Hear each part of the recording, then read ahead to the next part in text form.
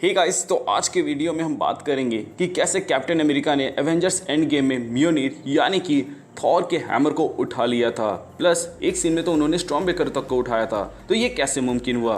वैसे तो मैं ये वीडियो अभी नहीं बनाने वाला था, लेकिन क्योंकि एग्ज़ाम्स के डेट आ गए हैं जो कि नेक्स्ट मंथ हैं, तो मेरे पास अगले मंथ टाइम नहीं होगा इन सब की वीडियो बनाने की। तो मैं कोशिश कर रहा हूँ कि अभी कुछ ही दिनों के अंदर जितनी वीडियोस बना के डाल सकूँ डाल देता हूँ।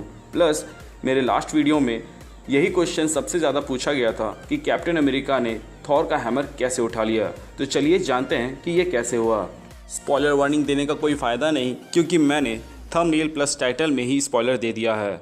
तो फिर भी एक स्पॉइलर वार्निंग दे दूं कि आगे मैं जो बात करने वाला हूं वो एवेंजर्स एंड गेम से रिलेटेड होगा, यानी कि उस मूवी में जो भी हुआ उससे रिलेटेड होगा। तो अगर आप लोगों ने अभी तक उसे नहीं देखा है तो इस वीडियो को यहीं पे डिसकंटिन्यू कर दे। तो चलिए अब बात करते हैं कि कैसे कैप्टन अमेरिका ने थॉर का हैमर उठा लिया।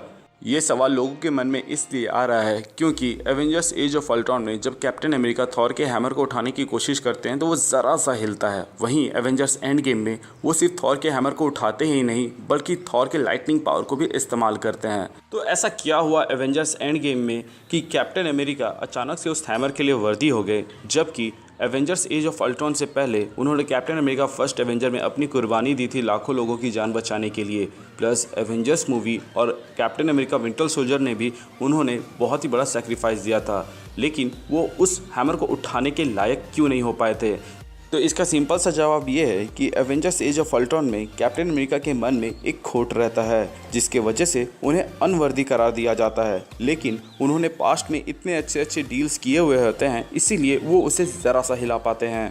कैप्टन अमेरिका के मन में जो खोट रहता है वो और कोई नहीं बल्कि टोनी के मॉम डैड के डेथ से रिलेटेड रहता है।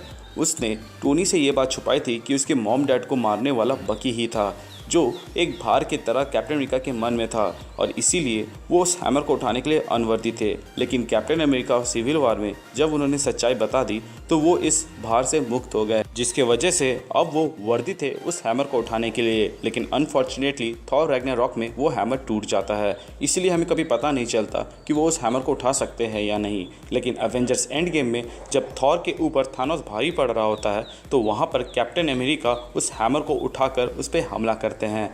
यहाँ पर कुछ लोग ऐसा ज़रूर कह सकते हैं कि क्योंकि थॉर मुसीबत में था और थॉर ही म्योनिर यानी उसके हैमर का असली मालिक था, इसीलिए वो कैप्टन अमेरिका के हाथों उठ जाता है ताकि वो मदद कर पाए।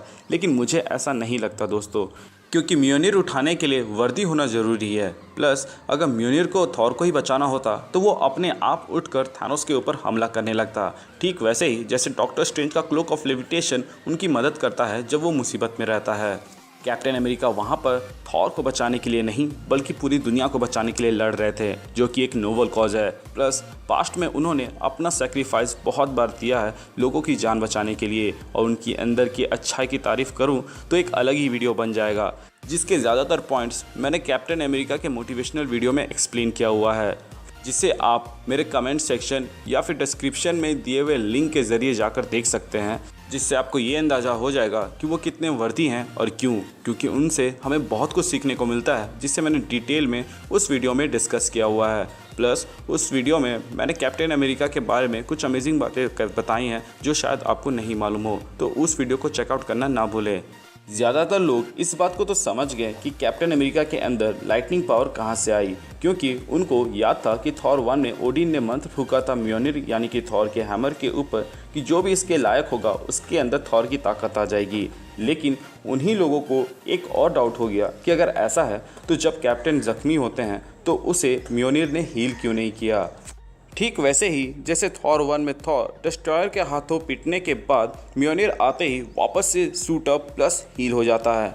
तो गाइस, मैं आपको याद दिला दूं कि म्योनिर का ये जो हीलिंग करने का वाला ऑप्शन है ये तभी आता है जब उसका यूज़र नियर डेथ हो, यानी कि मरने के करीब हो। लेकिन आप कैप्टन अमेरिका वर्सेस थानोस की फाइट में देख सकते हैं कि थानोस ने उसे मारकर अधमरा नहीं बल्कि बेहोश कर दिया था कुछ पल के लिए, ठीक वैसे ही जैसे ब्लैक पैंथर को एक पंच में बेहोश कर दिया था और जैसे ही स्नैप हुआ उसके बाद उसे होश आ जाता है। लेकिन अनफॉर्चुनेटली ओकोई को उठाते उठाते वो खुद धूल में तब्दील हो जाता है।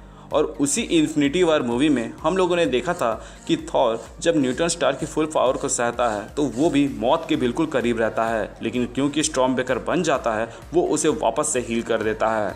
अब आते हैं इस बात की कि कैप्टन अमेरिका ने स्टॉर्म ब्रेकर को कैसे उठा लिया, तो इसका दो जवाब है। पहला ये कि वो म्योनिर को उठाने के बाद उनके अंदर थॉर की ताकत आ चुकी थी, तो वो इस लायक तो बन गए थे कि वो स्टॉर्म ब्रेकर को होल्ड कर सके।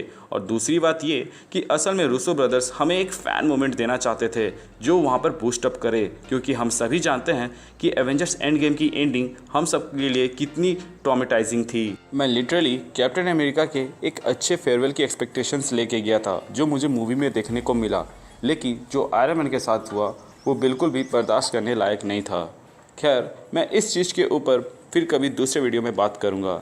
अगर आप उन लोगों में से हैं जिन्होंने एवेंजर्स एंड गेम देखा है और अभी तक कंफ्यूज्ड हैं कि उस मूवी में हुआ क्या और उसकी एंडिंग में क्या हुआ, तो उसके ऊपर मैंने एक वीडियो बनाया हुआ है और अपनी थियरी दी हुई है, जिसके सही होने के चांसेस उतने ही हैं जितने गलत होने के। आप एक बार उसे देख सकते हैं ताकि आपको समझ में आ जाए। उसके बाद आप अपनी राय मुझे कमेंट बॉक्स के ज़रिए बता सकते हैं। तो आप इनमें से कितना जानते थे और कितना आज आपको पता चला, मुझे कमेंट बॉक्स के ज़रिए बताएं। ऐसे ही अमेजिंग फैक्ट्स और ऑसम कंटेंट्स जो आपको मेरे प्लेलिस्ट में दिख जाएंगे के लिए मेरे चैनल को सब्सक्राइब करना ना भूलें। और अगर आप मेरे सब्सक्राइबर पहले से हैं तब तो आपको मालूम ही होगा कि हम सब हीरोज हैं और हम सब कीप मूविंग फॉरवर्ड और नेवर गिव अप का मोटो को फॉलो करते हैं। लोगों की मदद करें, खुश रहें, अपना ख्याल रखें और मुझे अगले वीडियो तक की इजाज़त दें। Thank you for watching, stay tuned.